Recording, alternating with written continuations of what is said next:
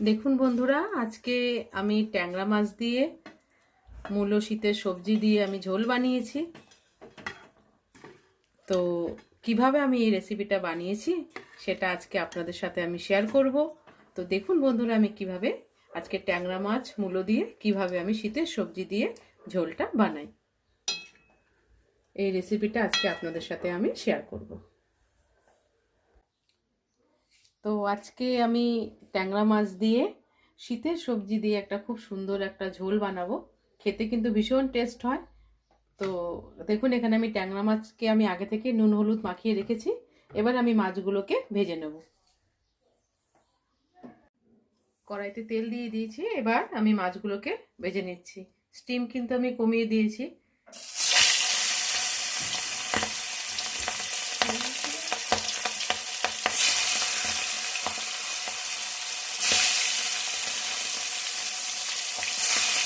একটু লাল লাল করে আমি ভেজে নেব।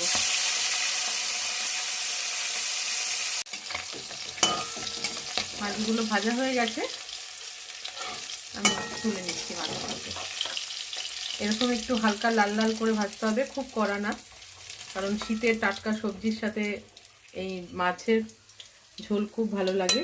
তো আমি ঠিক এইভাবে ভেজেছি।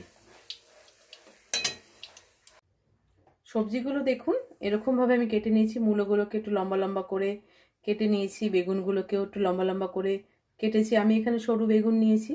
আলুগুলোকেও নতুন আলু এইভাবে আমি কেটে নিয়েছি। তো এবার কড়াইতে তেল বসিয়ে দিই। তেল তোমার গরমই ছিল। আমি গোটা জিরে তেলের মধ্যে ফোড়ন দিয়ে দিলাম। আমি হাফ চামচের মতো জিরে নিয়েছি। গোটা জিরেটা একটু হালকা নাড়াচাড়া করে দিয়ে আমি এক এক করে সবজিগুলো এর মধ্যে দিয়ে দেবো। প্রথমে আমি আলুটা দিয়ে দিচ্ছি।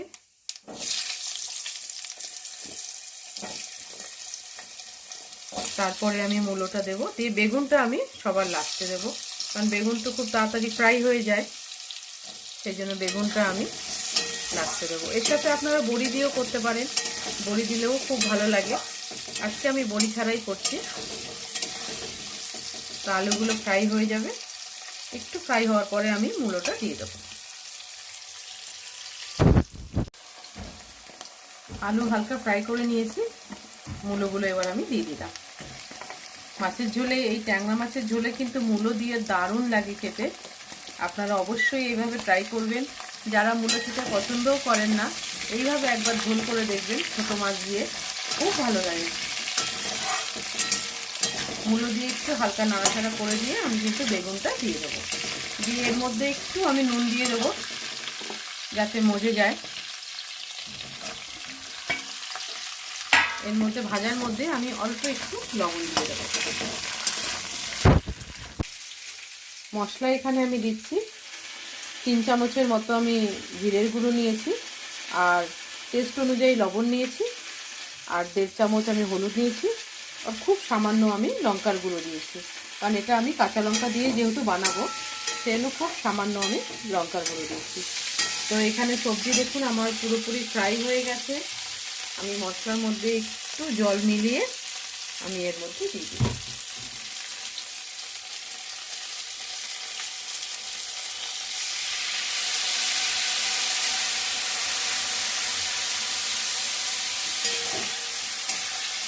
খুব তাড়াতাড়ি হয়ে যায়।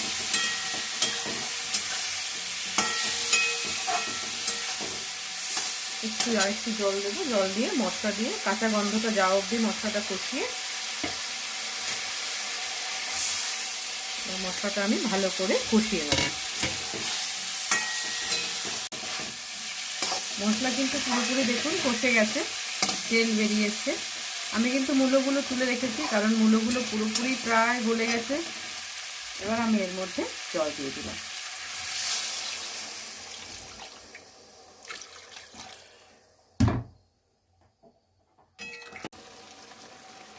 ঝোলটা আমার ফুটে গেছে, যেটা কষানো। আমি লঙ্কা এর মধ্যে দিয়ে দিলাম। লঙ্কাগুলো আমি চিড়ে দিইনি, গোটাই দিয়েছি। আপনারা চাইলে লঙ্কা চিড়ে দিতে পারেন।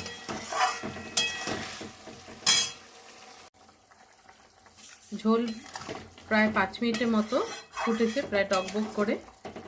এবার আমি মাছগুলোকে দিয়ে দিচ্ছি। মাছ আর বেগুন আমি একসাথে ঝোলে দিয়ে দিলাম।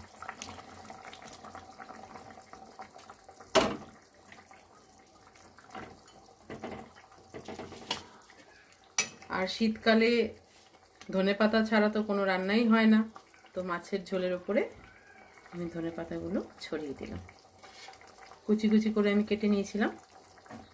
এবার একটু ফুটলে আমি মাছের ঝোলটা নামিয়ে ফেলবো। তো আজকে আমার শীতের সবজি দিয়ে যে ট্যাংরা মাছের ঝোল পুরোপুরিভাবে কমপ্লিট হয়ে গেছে।